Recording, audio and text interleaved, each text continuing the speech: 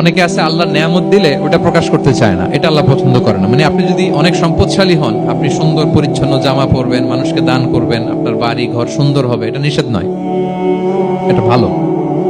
আপনি আল্লাহর দেয়া নেয়ামত ব্যবহার করতে পারবেন এবং বলতেও পারবেন, কিন্তু শুকরান লা ফখরান, শুকরিয়া স্বরূপ বলবেন, ফখর করে অহংকার করে না।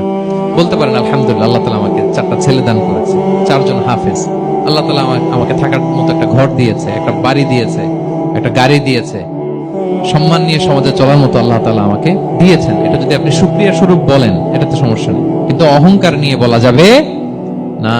ইন্নাল্লাহা ইউহিব্বু আইয়ারা আসারা নি'মাতিহি আলা আবদিহি, আল্লাহ তাআলা যে নেয়ামত তার বান্দাকে দিল, ওইটার একটা নমুনা দেখতে আল্লাহ পছন্দ করে। আল্লাহ বানাইছে আপনার বিলিয়নিয়ার, আপনি হচ্ছেন ছেঁড়া পরা জামা পরে চলেন, হবে?